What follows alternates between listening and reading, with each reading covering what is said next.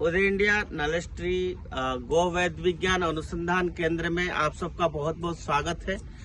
आप देख सकते हैं कि डेली एनसीआर में हम लोगों ने एक छोटा सा प्रयास किया है कि देसी नस्ल की गाय भारत में अलग अलग प्रांतों से हमने गिर गाय, साहिवाल गाय और राठी, ये सारा गाय जो 80% 85% है उनको लाए हम यहाँ पर। कोशिश कर रहे हैं कि फर्स्ट जनरेशन, सेकंड जनरेशन और थर्ड जनरेशन में उनको जो है 100% कैसे देसी बनाएंगे।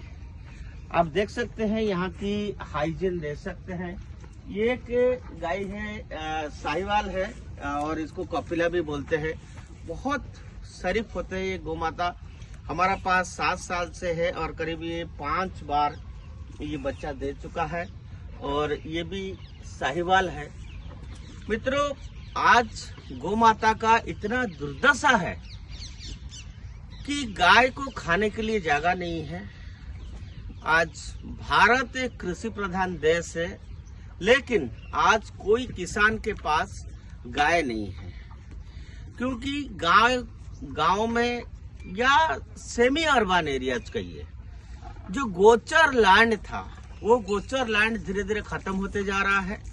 गाय को खाने के लिए जगह नहीं है, किसान को प्रॉफिट नहीं मिलता है, इसलिए किसान गाय नहीं रखना चाहते हैं।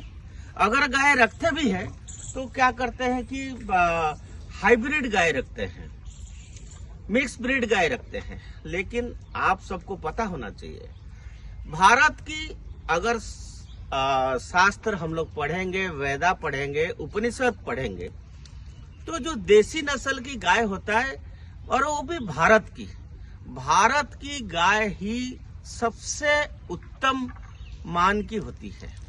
वो चाहे कम दूध दे। और हम तो सनातन धर्म में ये मानते हैं, गौ विश्वसः मातरः, गाय हमारा माँ है। भगवान रामचंद्र जब लंका गए उससे पहले उन्होंने कामधेनु गाय का पूजा करके गए हैं।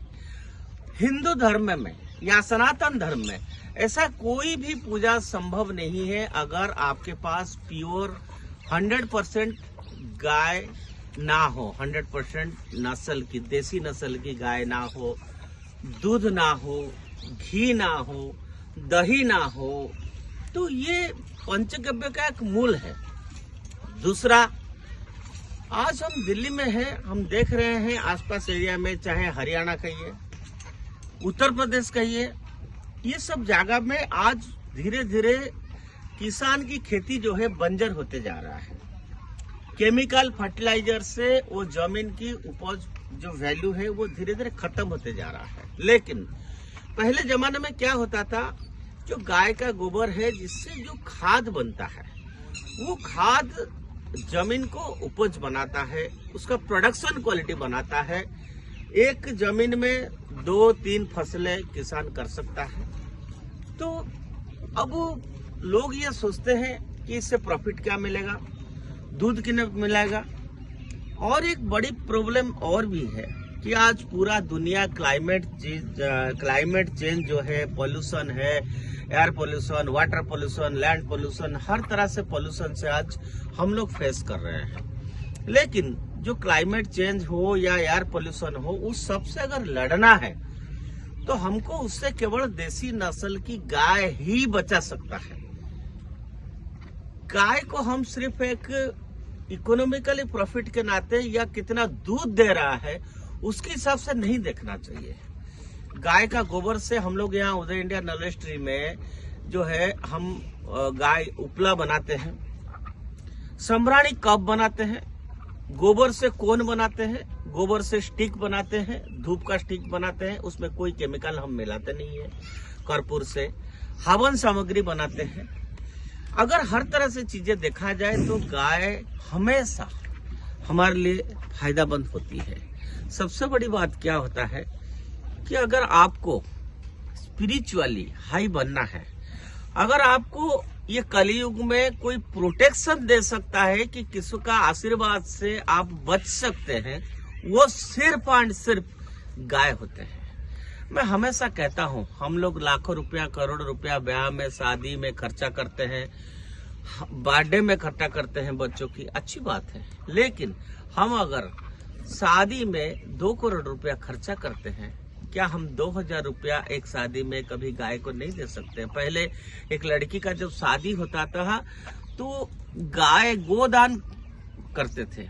गोमाता का दान सबसे बड़ा दान होता है और जिसके पास गोमाता होता है वो सबसे धनिक माना जाता था। गो लक्ष्मी कहा जाता है, गाय को लक्ष्मी कहा जाता है।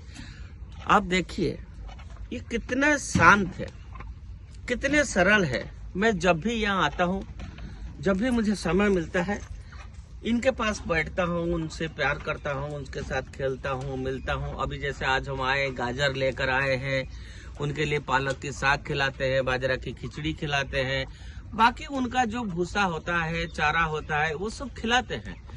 हर फेस्टिवल हम कोशिश करते हैं, चाहे नवरात्र हो, चाहे होली हो, चाहे दिवाली हो, चाहे मकर संक्रांति हो, हर फेस्टिवल हम गौ माता के साथ करते हैं। गौशाला के अंदर हम हवन करते हैं, गौ माता की आरती करते हैं, क्योंकि दुनिया में जितनी तरह की आपदा आता है, हर आपदा को अगर दूर करने का क्षमता किसी के पास है तो ये गौ माता है। 5 गाय थे हमारे पास, 5 गांव से आज बढ़ते बढ़ते हमारे पास 200-250 से ज्यादा गाय हमारे पास हो चुका है। आप देख सकते हैं ये सारा बछिया है, ये सब बछिया हमारा यही का है, ये सारा बछिया हमारा है। ये गाय है, ये हमने राजस्थान से मंगाए हैं, ये साहिवाल है। हमारा सारे युवा पीढ़ी है या सारे परिवार है, सारा सनातनी धर्मियों को बार बार रिक्वेस्ट करता हूँ कि जैसे आप अपना परिवार का चिंता करते हैं, परिवार को बचाने के लिए, अगला पीढ़ी को बचाने के लिए, अगर हम इस सनातन धर्म को बचाना चाहते हैं तो गौ माता का प्रिजर्वेशन, खास करके इंडियन ब्रीड काउज का प्रिजर्वेशन बहुत जरूरी है। अगर हम गौ माता को नहीं बचाएंगे तो हमारा गौ संस्कृति नष्ट हो जाएगा, हमारा किसान नहीं रहेंगे, खेती नहीं रहेगा, हमारा क्लाइमेट खराब हो ही गया। दूसरा, हम कहते हैं कि हमको जितना हम नेचर से जुड़े रहेंगे हम इतना स्वस्थ रहेंगे। और ये जो गौ माता है, ये जो गौ संस्कृति है, ये हमारा भारत की सनातन संस्कृति का पार्ट है।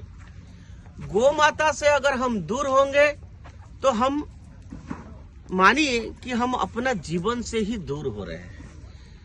मित्रों, मैं बार बार हमेशा कहते आ रहा हूँ कि इस दुनिया में हर व्यक्ति बिजी है, अपना घर बनाने के लिए, अपना बिल्डिंग बनाने के लिए, अपने लिए एक्सयूवी गाड़ी खरीदने के लिए, हर चीज के लिए हमारे पास पैसा है। हम होटल में भी जाके खाते हैं, 5 तरह के सब्जी ना हो तो हम खाते नहीं हैं। बड़े घर में तो आधा खाते हैं, आधा सब्जी फेंकते हैं। 5 स्टार होटल में आधा चीजें फेंका जाता है। तो हम फेंक सकते हैं, बर्बाद कर सकते हैं, लेकिन अगर हमारा सनातन धर्म का, सनातन संस्कृति का और भारत का जो मूलभूत संस्कृति है, जिसके साथ गौ संस्कृति जुड़ा हुआ है और गौ माता हमारा संस्कृति का एक अंग है, उसको हम अगर नहीं बचाएंगे तो हम आज नहीं तो कल डूबेंगे। समय आ गया है मित्रों, भारत में 40 से ज्यादा ब्रीड नस्ल भारत में हुआ करता था, आज बचे कुचे 12 ब्रीड बची है सिर्फ। उत्तराखंड में अलग वैरायटी की ब्रीड होती है, उड़ीसा में अलग वैरायटी की ब्रीड होती है, कर्नाटक में अलग वैरायटी की ब्रीड होती है, गुजरात में अलग वैरायटी की breed. According to the environment और क्लाइमेट ऐसे बना हुआ है गाय। आप ये मत सोचिए कि कोई गाय 1 लीटर दूध दे रहा है, कोई गाय 5 लीटर दे रहा है, कोई गाय 10 लीटर दे रहा है, उस हिसाब से मत सोचिएगा। अगर आप एक गाय का लालन पालन खुद करते हैं या कोई गाय रखता है, आप उसको जोड़ते हैं, वहां जाकर उसको खिलाने का व्यवस्था करते हैं, तो गौ माता अपने आप आपका व्यवस्था करेगा। और मैं ये गारंटी के साथ कहता हूँ, अगर आप गौ माता को सपोर्ट करेंगे तो आपका परिवार को गौ माता सपोर्ट करेगा 100%। ये कोई ऐसा बात नहीं है, काल्पनिक गल्प नहीं है। मैं खुद पिछले 10 साल से कर रहा हूँ, देख रहा हूँ कि अच्छा, इनको हम कभी ये नहीं सोचना चाहिए कि हम कर रहे हैं, हम कुछ नहीं कर रहे हैं। आज हमारे पास 300 गाय है, हम नहीं कर रहे। कहीं ना कहीं कोई ना कोई आता है, चारा देता है, खाना खिलाता है, हम भी खिलाते हैं, उनको खिलाते हैं।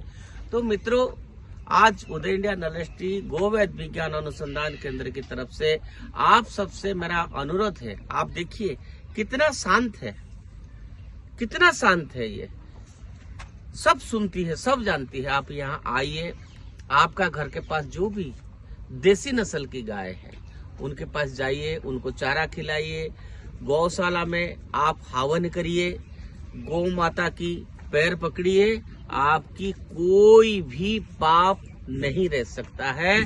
अगर आपको सच मायने में कलयुग में अगर आपको पुण्य कमाना है तो आपको गौ माता का पूजा करना पड़ेगा, गौ माता की ध्यान देना पड़ेगा।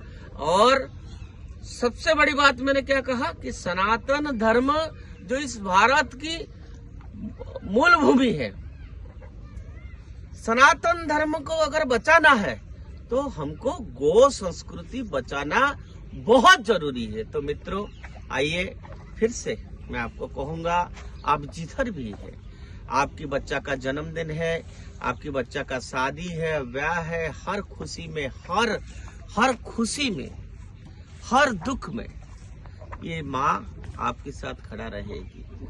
माँ जो माता रानी की हम पूजा करते हैं, आत्मा सबके अंदर है। हम अगर कोई भी आत्मा को अपना माने, भाव से, प्यार से, प्रेम पूर्वक हम अगर किसी को साथ दे, उसकी आत्मा आपके साथ जुड़ेगा। ये तो गौ माता है। गौ माता के बारे में कहने की जरूरत नहीं है, गौ माता के बारे में कहने की जरूरत नहीं है। जो अपने बच्चे की दूध काट के हमारा बच्चों को पिलाता है, क्या हम उनके लिए हर दिन 1 रुपया नहीं दे सकते हैं? उनको 1 रोटी नहीं खिला सकते हैं? उनको चारा खिलाने के लिए हमारा जितना कमाई है, हम अगर हर महीना 10,000 15,000 कमाते हैं तो क्या हम हर महीना 100 रुपया तो दे सकते हैं ना गौ माता को?